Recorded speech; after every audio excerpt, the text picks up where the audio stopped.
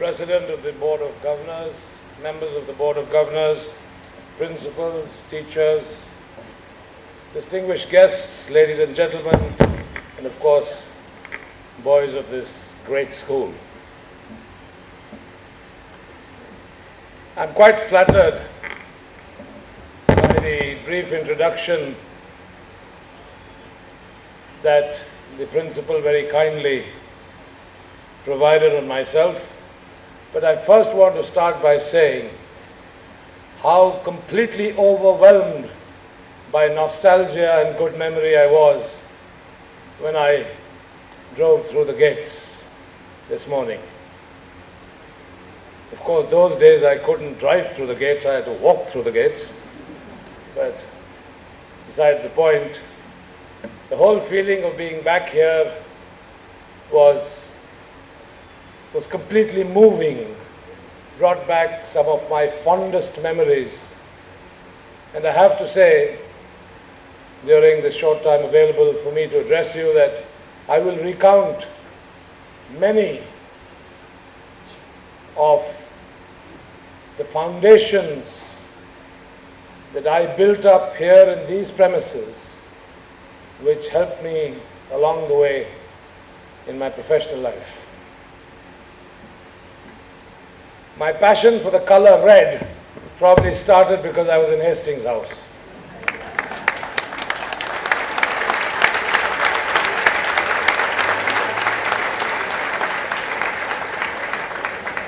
And I was very proud that when I was house captain, Hastings was cockhouse.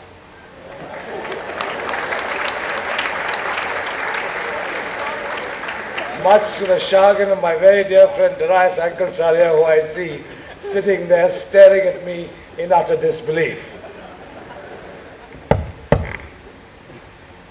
Things apart, one of the things that I believe has enabled me to grow my businesses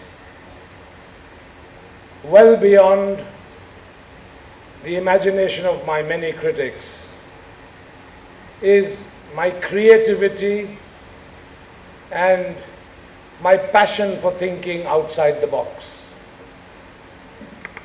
This creativity and this ability to think outside the box is something that I learned right here in La Martiniere.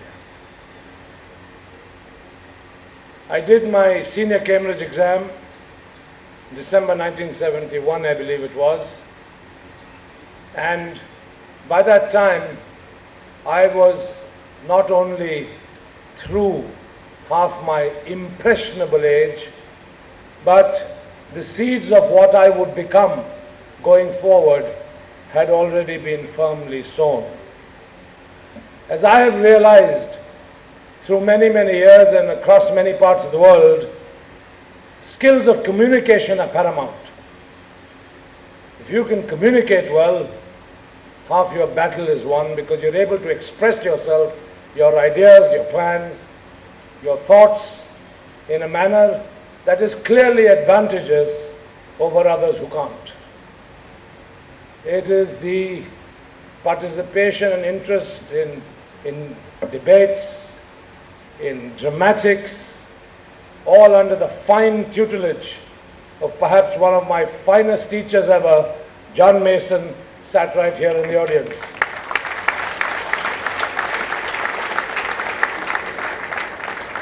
I can safely say that my years at La Martiniere gave me self-confidence.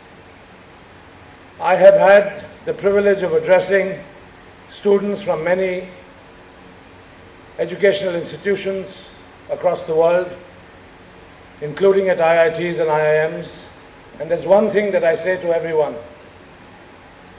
there is that much a textbook will teach you. The rest has to come from within.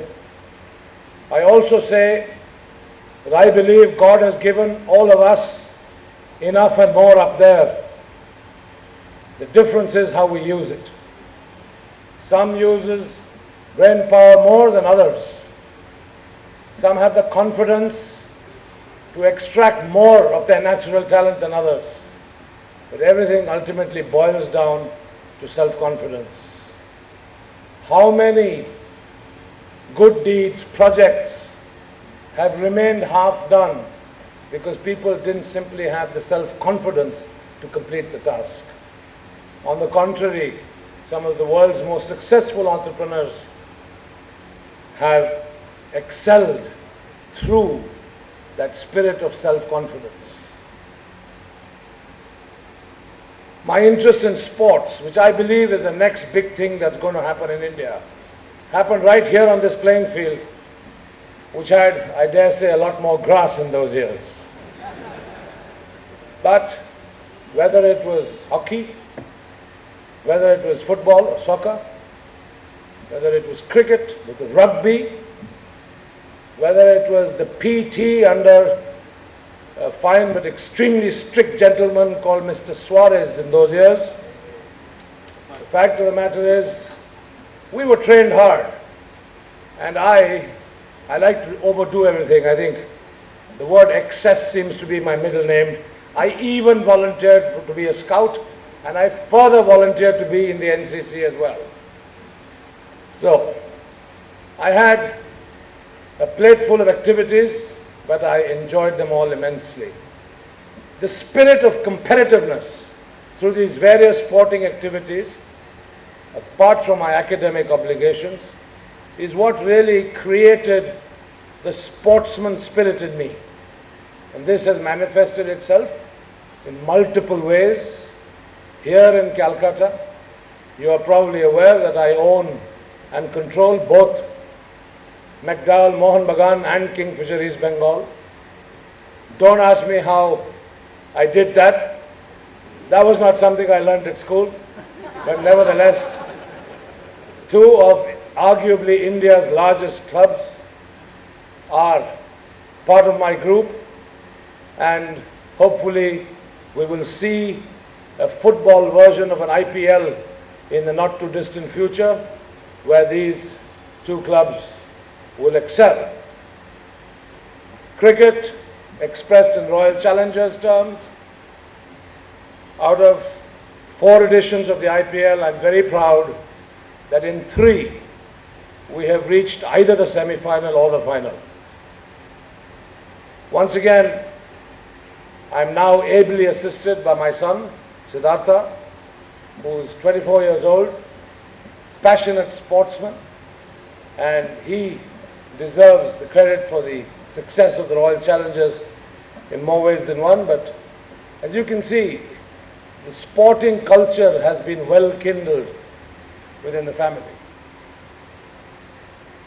The acquisition, and I'd rather say bold acquisition, of a Force India Formula One team is once again because I believe in dreams coming true. And dreams can only come true if you're willing and have the ability and self-confidence to roll up your sleeves and use your own hands. If you wait for things to happen, they'll never happen. If you depend on others to help you all the time, it's not going to happen. It's what you make of it that matters most. I have been involved in motorsports from a very young age. I think one thing wasn't mentioned, but during the last year or two of school, I used to drive here in a rather noisy Standard Herald, which had its silencer removed. And incidentally, it was painted red. But my passion for motorsports has been there for many years. I remember going to the Alipore circuit and racing there as well. So it's in the blood. But of course, acquiring a Formula One team is a completely different ballgame. First of all, I never believed that an Indian could have a Formula One team. It was just too expensive, too technologically advanced, and perhaps a bit too glamorous for our then conservative society. Things have come a long way. I inherited a team that was last. Today, we are fighting with world champions such as Mercedes. In just 3 years, it isn't as if we went and spent a lot of money, because monetary resources are difficult to come by. I kind of probably operate on 1/4 the budget that a Mercedes or a Ferrari or a McLaren will operate on, but we are punching well above our weight. And the art of punching above your weight was learned right here in this building. That's what I call self-confidence. And as we've moved along, Formula One has not only become more relevant in India, the fan following is growing, commercial opportunities are unfolding themselves, and as you all know, we shall have our first ever Indian Formula One Grand Prix in Noida on 30th of October this year. So what the gamble that I perceived I took back in 2007 will start to pay dividends from 2011 onwards. I don't forget school that easily because as a member of parliament, I hang around in the central hall. When my colleagues, some of them from La Martiniere, decide to belong to the BJP, decide to disrupt the proceedings. And there's one thing in common among all of us, we all have one very bad habit. We're all smokers. We have one little room in the corner of Central Hall where you're allowed to go and smoke. So invariably there's Chandan Mitra, invariably there's Paranjoy Goa Thakurta and Swapan Das Gupta, all of whom are former La Martiniere students. I of course keep in touch with many others. I had the proud privilege of presenting various medals, including the Good Conduct Medal. And I'll tell you something that touched my heart very deeply. When I was in school, Rafiq Ganji got the Good Conduct Medal. He was my classmate. Several years later, I think only about 5 or 6 years ago, we were on a television show together, a reality show. It was on me, and the director and producer had got a whole bunch of people who were my friends to make surprise appearances and confront me and ask me questions in front of the audience. Rafiq Ganji came, spoke so touchingly about me that I was almost in tears, handed me the La Martiniere Good Conduct Medal and said, "Brother, you deserve this more than I did." That is the Martinian spirit. What an outstanding gesture. The principal talked about the Martinian spirit. I can go on and on talking about what I learned, what others learned, how we all interact, and what the true Martinian spirit is. But time is short. I know we have a schedule to adhere to.